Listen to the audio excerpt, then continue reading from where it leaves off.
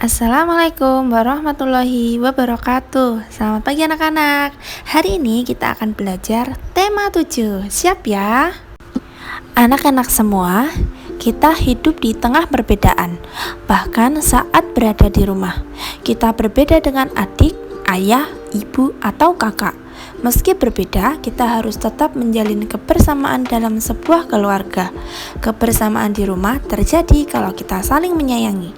Kebersamaan harus diupayakan secara terus-menerus. Nah, gambar yang anak-anak lihat adalah kebersamaan di rumah Siti. Suasana kebersamaan di rumah Siti pada hari Minggu. Ayah, ibu, Siti, dan Ali berada di depan rumah. Siti dan Ali sedang memberi makan ayam. Ayah membersihkan selokan.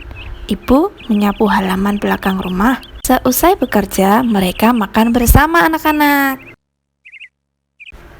Anak-anak, ayah Siti itu pandai mendongeng. Siti sangat suka dengan dongeng. Hampir setiap minggu ayah Siti mendongeng. Seusai mendongeng, ayah Siti menceritakan isi dongeng. Banyak sekali contoh yang baik dalam dongeng. Nah, berikut adalah dongeng yang diceritakan oleh ayah. Judulnya adalah Kecerdikan Menumbuhkan Kebaikan. Jadi di sebuah gurun pasir hiduplah ular dan tikus pasir. Sebenarnya ular ini sangat ingin memangsa tikus. Tapi si tikus berusaha mencari akal agar ular tidak berniat memangsanya. Saat itu sang ular sangat kelaparan. Ia tidak punya makanan sedikit pun. Sedangkan tak jauh dari sana, sang ular melihat si tikus itu melahap makanannya. Sang ular tidak senang melihat kelakuan tikus. Sang ular berkata, "Dengarkan ucapanku, wahai tikus yang angkuh. Aku pasti akan mendapatkan tubuhmu yang mungil dan lezat itu." "Hei ular, berusaha dan bekerjalah. Jangan hanya berani mengancam. Kalau hanya mengancam, seekor semut pun bisa," kata si tikus. Waktu terus berjalan, sang ular sangat lapar. Sementara ia enggan untuk keluar dari sarangnya untuk mencari makan. Nah, suatu ketika saat si tikus sedang terlelap, ular sengaja diam-diam mengendap mendekati sarang tikus. "Hei tikus, aku sudah berada di sebelahmu dan siap menyantapmu." Si tikus tiba-tiba terbangun dari tidurnya sambil berpura-pura menguap. Si tikus memutar otak agar bisa lolos dari cengkraman sang ular. "Tunggu dulu ular, sahabatku. Kalau kau ingin memakanku, kau harus berpikir dulu. Kita hanya berdua di sini, tidak ada hewan yang lain. Jika kau memakanku, maka kau akan sendiri. Kau tidak akan punya teman yang diajak mencari makan. Kalau begitu kau tidak akan makan dan akhirnya kau akan mati." Lalu si ular terdiam. Ia mencoba merenungkan nasihat tikus. "Jadi kita tidak bisa hidup sendiri?" "Tentu tidak. Bukankah kita bisa berteman dan tentunya kita bisa mencari makan bersama? Bukankah itu lebih menyenangkan daripada nantinya setelah kau memakanku, kau hanya akan hidup sendiri?" Ular mengangguk tanda mengerti. "Baiklah kalau begitu, maafkan aku." Tikus pun memaafkan ular. Mereka tersenyum bahagia, kemudian beranjak mencari makan bersama-sama. Nah anak-anak, dari dongeng tadi, anak-anak pasti bisa menjawab pertanyaan berikut. Yang pertama, siapakah yang diceritakan dalam dongeng tersebut? Selanjutnya, bagaimana sih kecerdikan si tikus? Dan pertanyaan ketiga, kapan ular akan memangsa tikus? Pertanyaan terakhir, mengapa ular dan tikus dapat hidup bersama? Nah, untuk pertanyaan-pertanyaan tadi, silakan anak-anak jawab pada buku tematik anak-anak, ya. Nah anak-anak, sekarang kita lanjut belajar lagi. Pada gambar yang anak-anak lihat, ibu sedang menghidangkan 3 buah kue donat. Setiap kue donat dipotong menjadi 2 potongan sama besar. Siti, Ali, dan ayah mengambil masing-masing 1 potong. Siti sangat senang bersama keluarga di rumah. Yuk anak-anak, kita mulai belajar mengenal pecahan. Jadi tadi ada 1 donat utuh ya anak-anak, lalu dipotong jadi 2 oleh ibu. Nah selanjutnya donat tadi menjadi 2 potongan sama besar ya anak-anak. Anak-anak, jika kita membagi suatu bidang menjadi 2 bagian sama besar, maka masing-masing bagian itu bernilai setengah atau 1/2, ya. Nah, anak-anak semua perhatikan gambar tersebut ya. Ayo kita berdiskusi. Apakah 2 bagian donat pada gambar tersebut masing-masing disebut setengah? Ayo, disebut setengah bukan?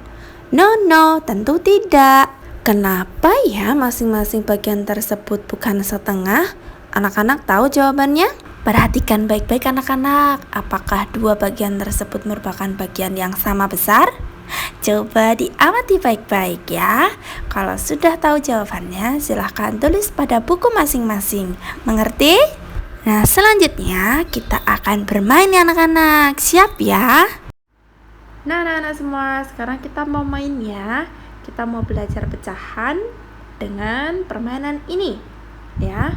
Silahkan nanti anak-anak di rumah persiapkan kertas putih, lalu jiplaklah tutup botol yang berbentuk lingkaran, jiplak di sini, digambar. Lalu kemudian anak-anak siapkan juga apa ini namanya? Ya, plastisin. Bentuk plastisin menyerupai jiplak anak-anak tadi. Kemudian potong dengan pisau plastik ya anak-anak. Anak-anak bisa menggunakan penggaris juga di rumah. Baik anak-anak semua, pizza pementaris sudah jadi. Anak-anak di rumah boleh menambahkan hiasan pada pizza yang anak-anak buat ya. Bebas hiasannya. Kalau sudah dibuat begini, silahkan nanti anak-anak potong pizzanya jadi 2 bagian sama besar ya. Oke, ini sudah jadi 2 bagian sama besar. Nah, perhatikan anak-anak.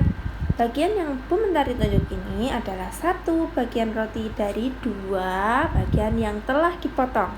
Maka kita menyebutnya sebagai apa anak-anak? Ya, 1/2 atau setengah ya. Bagian yang ditunjuk Bu Mentari ini, yang ini ya, ini juga merupakan 1 bagian dari 2 bagian roti yang telah dipotong. Ini juga kita sebut sebagai apa anak-anak? Setengah ya. Oke, nanti silakan anak-anak buat di rumah seperti ini. Boleh yang lebih bagus lagi dari Bu Mentari. Lalu kirim videonya ke Bu Mentari ya. Siap? Anak-anak pasti bisa. Nah, yuk sekarang kita belajar tentang pola ketukan birama. Anak-anak, pada gambar tersebut terdapat simbol 3 garis dan 1 titik. Itu dihitung 1, 2. Sama juga pada gambar 2 dan ketiga. Hitungannya sama juga ya anak-anak. 1, 2. Simbol K untuk bunyi kuat dan simbol L untuk bunyi lemah. Sekarang kita akan belajar membedakan bunyi kuat dan bunyi lemah ya. Gambar yang pertama adalah gambar memukul meja. Seperti ini bunyinya. Anak-anak bisa mempraktekkan itu juga di rumah. Selanjutnya, bunyi yang kedua adalah bunyi ketika kita bertepuk tangan. Begini bunyinya. Anak-anak, jika 2 bunyi di atas dibandingkan, maka bunyi 1 lebih kuat daripada bunyi 2. Nah, selanjutnya kita akan bernyanyi lagu cicak. Ibu akan mencontohkannya sambil bertepuk tangan ya. Cicak, cicak di dinding, diam-diam merayap, datang seekor nyamuk, hap, lalu ditangkap. Begitu contohnya. Nah, anak-anak bisa mencoba sendiri menyanyikan lagu tersebut dengan bertepuk tangan di rumah. Semangat ya! Perhatikan penjelasan berikut. Di dekat rumah Siti terdapat pos penjagaan. Di sana terdapat kentongan. Kita dapat membuat bunyi kentongan bervariasi. Bunyi juga dapat dihasilkan oleh anggota tubuh, misalnya dengan bertepuk tangan. Di antara bunyi-bunyi tersebut ada bunyi kuat dan ada juga bunyi yang lemah. kuat dan lemah bunyi dapat dibandingkan dengan cara mendengarkan baik-baik. Bunyi yang teratur berulang disebut birama. Jadi, bunyi kuat adalah bunyi yang terdengar oleh telinga, sedangkan bunyi yang lemah adalah bunyi yang hampir tidak terdengar oleh telinga. Nah, sekarang perhatikan beberapa bunyi yang ada di sekitar kita.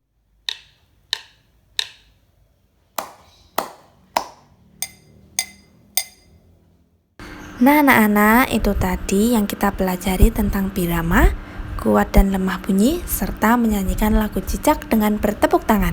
Silakan anak-anak mencoba sendiri di rumah ya. Alhamdulillah, kita sudah belajar tadi. Selamat belajar kembali di rumah anak-anak. Wassalamualaikum warahmatullahi wabarakatuh.